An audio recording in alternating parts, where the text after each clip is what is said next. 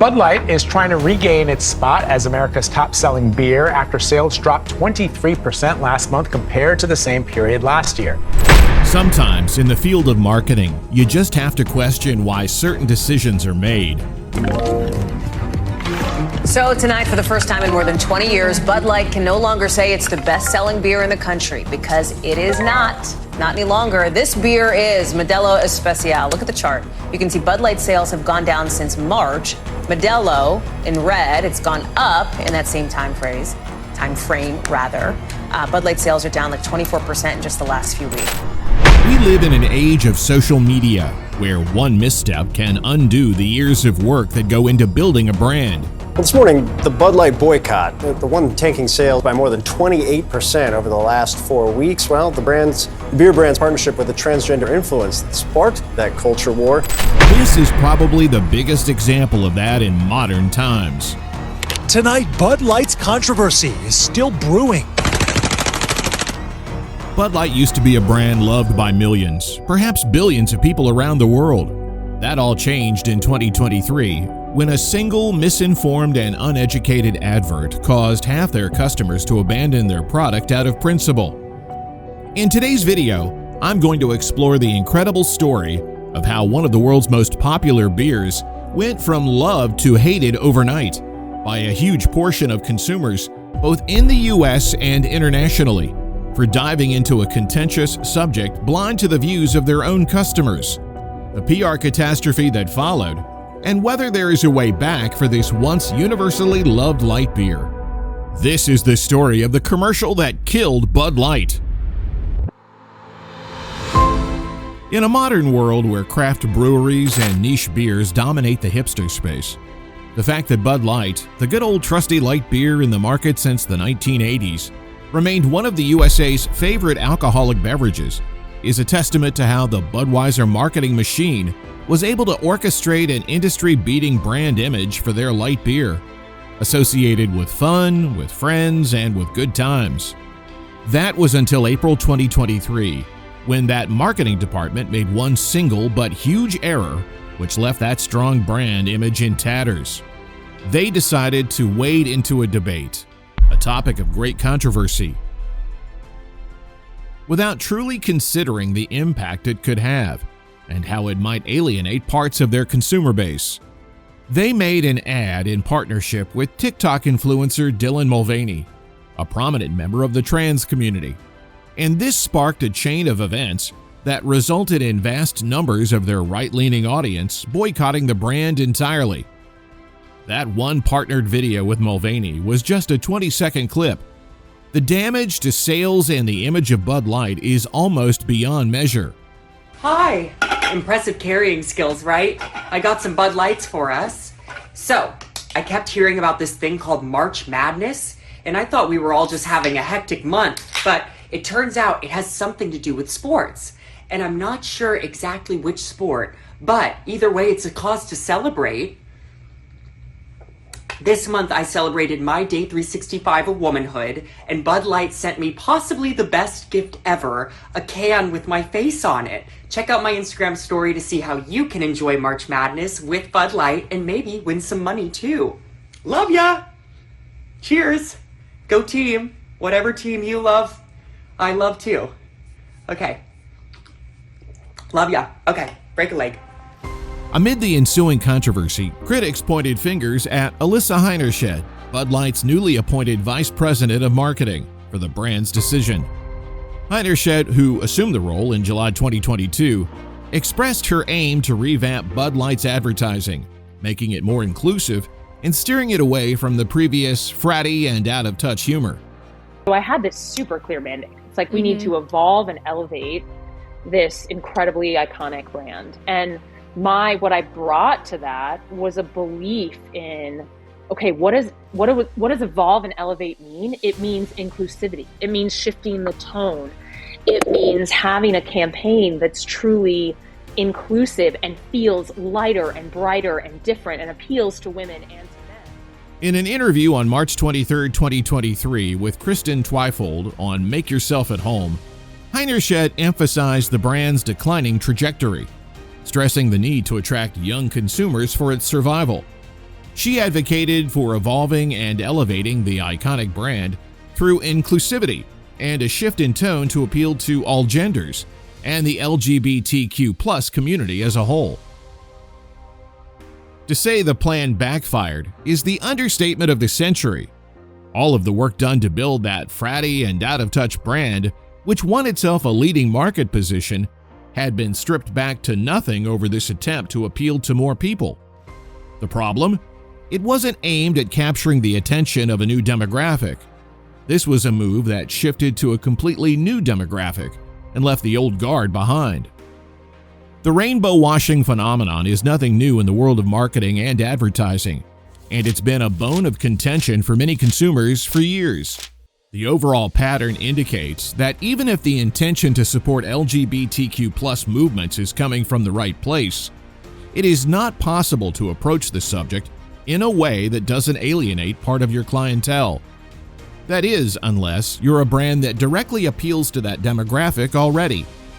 For a brand like Bud Light, enjoyed by a wide range of customers with different views, to set their position on one side of such a hugely debated subject is either a complete error in judgment, or it's a strategic decision made with an air of arrogance. Which one is closest to the truth?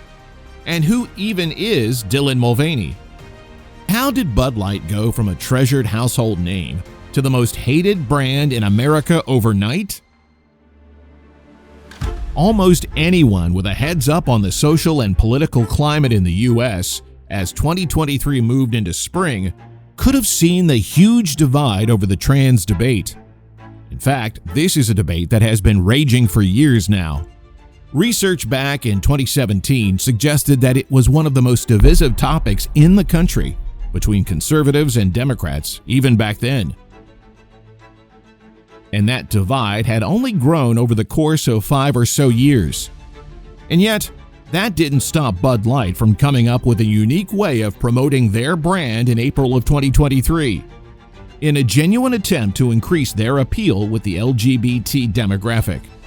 If you didn't know Dylan Mulvaney, you'd be forgiven. There are many TikTok influencers out there, and it's almost impossible to keep up with all of them. She's an actor known for her role in the Book of Mormon, and has been chronicling her gender transition in a video series called Days of Girlhood since March 2022. As her social media presence grew, Mulvaney attracted brand partnerships with companies like Ulta Beauty and Kate Spade.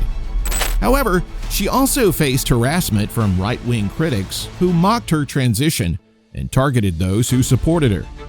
Congressional Republicans, including Marjorie Taylor Greene and Marsha Blackburn, had engaged in transphobic attacks against Mulvaney, labeling her gender expression as absurd and criticizing her for carrying tampons in her purse.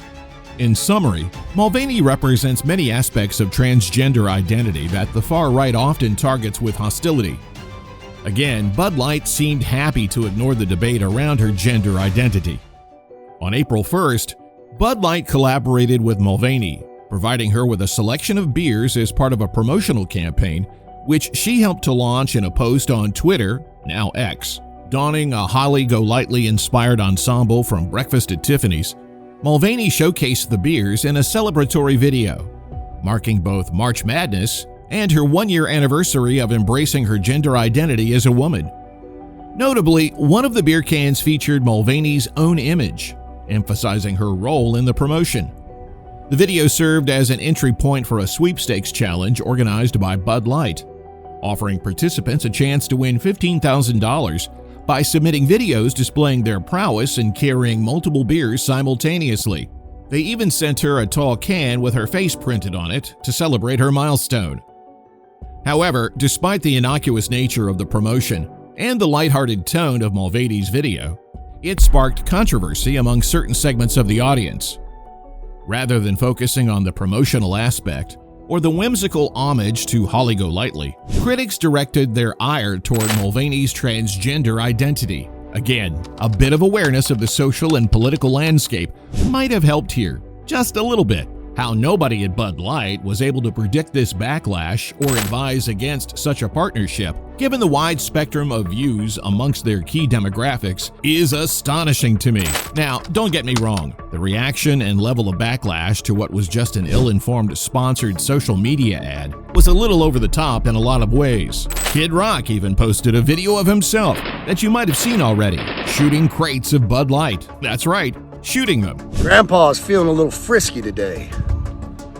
Let me say something to all you and be as clear and concise as possible.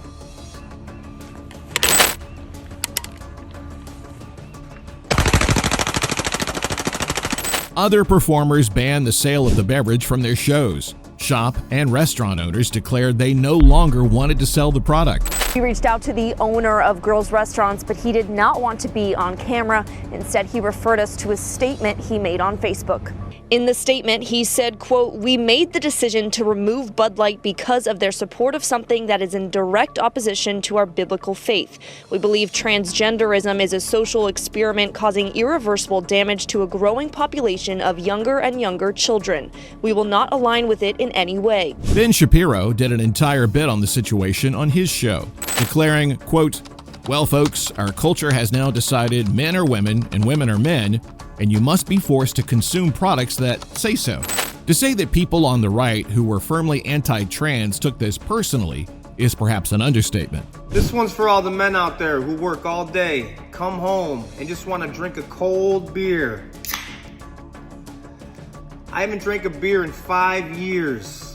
I'll never drink Anheuser-Busch again in my life. So cheers to all the beers out there, but fuck Bud Light.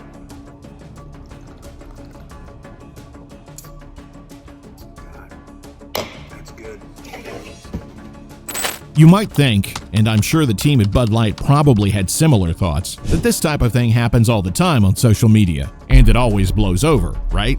Now the aftermath. Wrong. That was just the beginning. But before we get into that, please take a moment to leave a like on the video.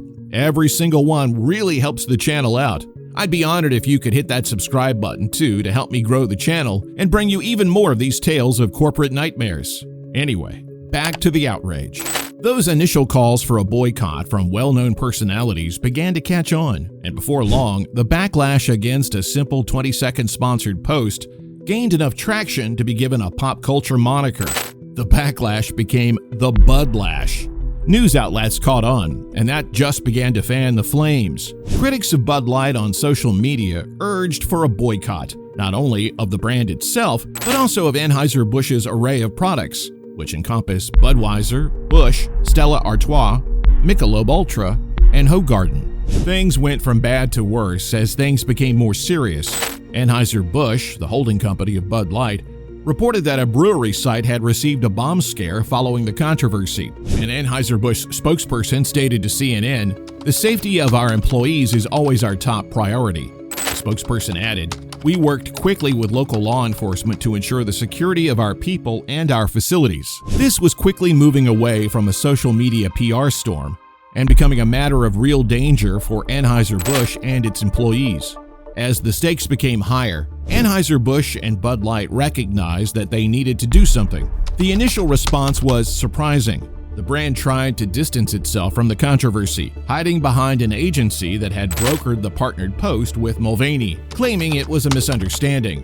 When you consider that Alyssa Heinerschmidt, Bud Light's newly appointed vice president of marketing, had appeared on Make Yourself at Home with Kristen Twyfold just weeks before this to speak about how she felt the traditional values of the Bud Light brand were dying, and that the company needed to look toward expanding its demographics and changing its approach to branding going forward to push the company into the future. You can hardly blame them for wanting to appeal to the LGBT community. They have an estimated $1 trillion of spending power in the US alone. The issue here wasn't that the business wanted to appeal to this group, it was that they completely failed to predict the reaction from their existing demographics to how they chose to do it. Partnering with a trans woman was possibly the least subtle way to appeal to the LGBT community. And then to back away from the responsibility to try and sweep it under the carpet is another flawed decision. That approach lasted all of 2 weeks. The storm wasn't passing. and leaving it alone just was not doing enough. Anheuser-Busch CEO Brendan Whitworth addressed the controversy on April 14th through a statement on the company's website. He went into detail, emphasizing the importance of accountability and expressing a commitment to ensuring every consumer feels proud. He clarified that the company's intention was always just to bring people together over a beer, and stated his dedication to building and safeguarding the brand's remarkable history and heritage. Whitworth concluded by affirming his ongoing efforts to deliver great beers to consumers nationwide. In a brand statement issued at the same time, Anheuser-Busch sought to alleviate the escalating tensions surrounding the controversy. The company emphasized its collaboration with numerous influencers as a means of authentically engaging with diverse audiences. Regarding Dylan Mulvaney's involvement, Anheuser-Busch clarified that the commemorative can featuring Mulvaney's image was a gift to celebrate a personal milestone and was not intended for sale to the general public. The company behind some of the world's most iconic beer brands now addressing head-on the controversy surrounding one of its most popular products, Bud Light. While beer will always be at the table when important topics are debated, the beer itself should not be the focus of the debate. You might already be able to predict the reason for this U-turn. Repercussions. That's right. This scandal was beginning to hit Anheuser-Busch where it hurts, in their pockets. By mid-April, Bud Light was no longer the best-selling beer in the U.S. Modelo, not distributed by Anheuser-Busch, had taken that crown. A few months later, as the boycott rolled on, AB InBev reported a 10% decline in U.S. revenue for the second quarter of 2023, driven by a slump in sales of its leading brand. According to the company's statement, sales to U.S. retailers dropped by 14%, falling short of the broader beer industry, largely attributed to reduced volumes of Bud Light. The period saw a revenue decrease that might make the hairs on the back of your neck stand up. $395 million, that's how much the Bud Light controversy cost its parent company and lost sales last quarter. America's former longtime #1 beer has been hit by conservative backlash since April after sponsoring a transgender influencer. The company says U.S. revenue fell 10% in the second quarter as sales of its top brand continue to slump. And what they had to do to keep retailers happy is mind-blowing. Anheuser-Busch plans to buy back cans of expired Bud Light beer from wholesalers after experiencing a drop in sales in the wake of the brand's partnership with transgender influencer Dylan Mulvaney. That's a huge loss to stomach in a matter of 3 months from April to June. It's worth noting that the drop in sales reported was for Bud Light alone. A lot of the calls to boycott were to Anheuser-Busch InBev as a whole. They produce dozens of alcoholic beverages under different brand umbrellas. The biggest hit would have been to the face of the controversy, but the damage would have been spread amongst other products too. Joining us now, Strive Asset Management President, former Anheuser-Busch executive, Anson Frericks. Anson, good to see you. What took them so long, and how bad is it going to get? Voices were questioning the boycott, however. This wasn't a one-sided affair. After the boycott started, Howard Stern on his Sirius XM radio show questioned the backlash against Mulvaney, asking Kid Rock why he was so bothered by it. Country musician Zach Bryan condemned the backlash, emphasizing the importance of respecting transgender individuals' rights. Garth Brooks affirmed his bar's commitment to serving Bud Light products, advocating for inclusiveness and diversity.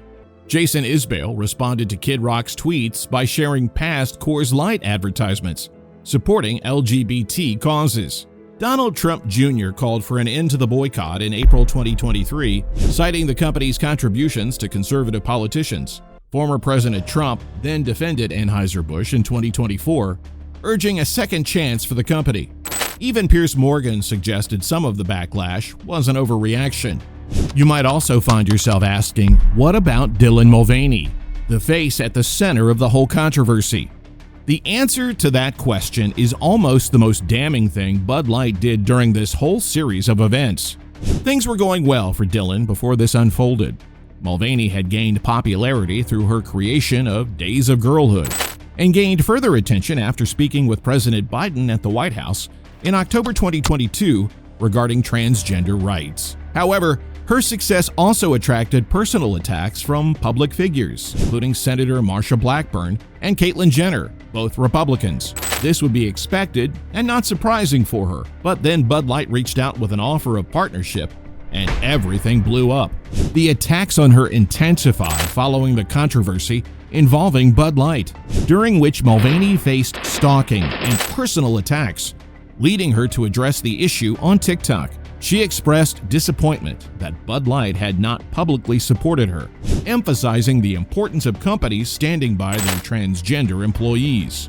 For a company to hire a trans person and then not publicly stand by them is worse, in my opinion, than not hiring a trans person at all. What transpired from that video was more bullying and transphobia than I could have ever imagined. In June 2023, Mulvaney expressed that Bud Light did not provide support amid the backlash to the advertisement, detailing her experiences of fear, ridicule, and loneliness when leaving her house. While Bud Light's company statement didn't directly address Mulvaney's remarks, they reiterated their commitment to programs and partnerships with various communities, including the LGBTQ+ community. Those words begin to sound a little hollow when you contrast this with Mulvaney's own account of not receiving support after being put into the middle of a PR nightmare. Now, the resolution. It is unsurprising, given the huge chunk of sales missing from their Q2 reports, that by the end of April, big changes were made at AB and Bud Light. Alyssa Heinerscheid, the vice president of marketing for Bud Light, and Daniel Blake, responsible for marketing across Anheuser-Busch's mainstream brands, were placed on leave, as confirmed by the company's statement, reported on April 25th. The rolling of heads didn't stop there. In November 2023, this announcement was made about their U.S. Chief Marketing Officer. Anheuser-Busch's Chief Marketing Officer has announced that he will be stepping down following Bud Light's extreme sales slump following the Dylan Mulvaney March Madness controversy. The news follows months after many consumers boycotted Bud Light over its partnership with transgender influencer Dylan Mulvaney. With the brand unable to retake the top sales spot in the U.S. from Modelo, it is hardly a shock that they continue to make changes at Anheuser-Busch as they try to restore some sort of balance and a solid platform to build from in 2024. Public opinion of the brand remains unchanged. It's worth remembering that Budweiser delivered some of the most successful and popular advertising campaigns in history.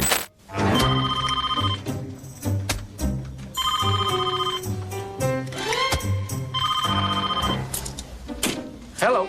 Come home early. I can't. I'm working. I lit some candles. I'm swamped. I bought Bud Light.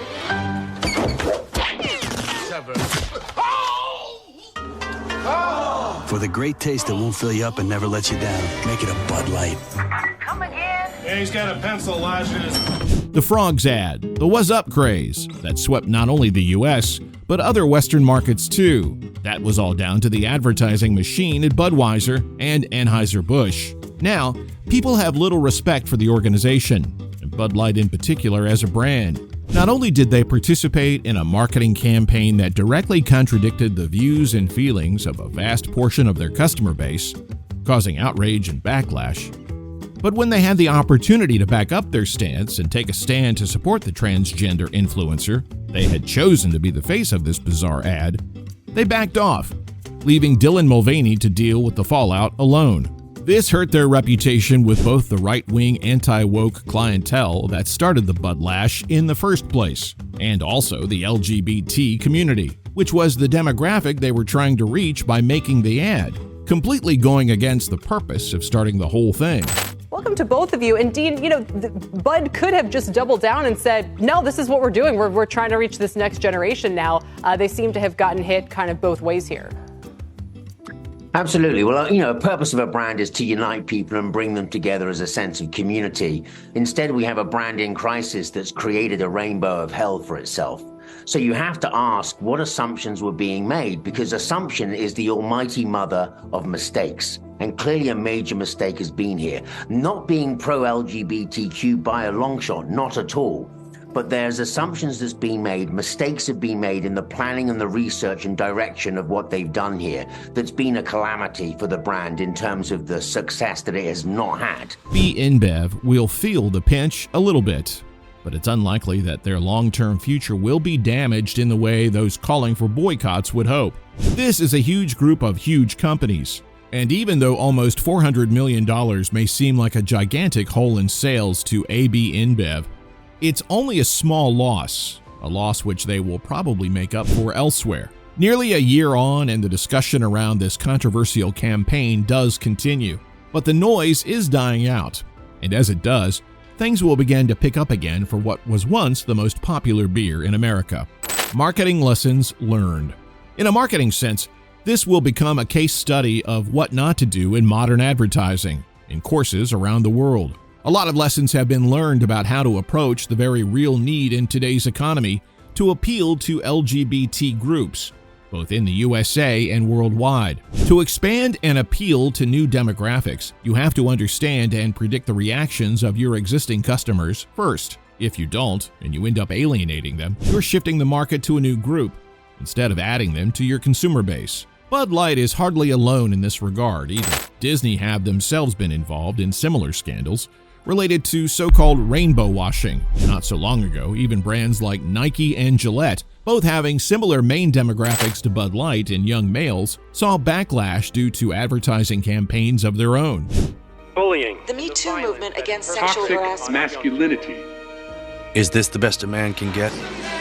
The truth is, the advertising industry is still learning how to appeal to all the social media generation, where opinions and fault lines between different groups can easily be turned into huge fissures, leaving companies stood in the middle, offending both sides without appealing to either.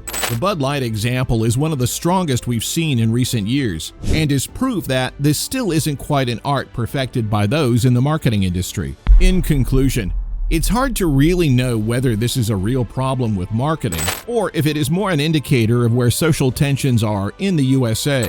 It says a lot that a business can face boycotting from a huge number of its customers and damage to its brand that could take years to recover from, for trying to support a group of people it wants to appeal more to. The Dylan Mulvaney ad didn't preach anything.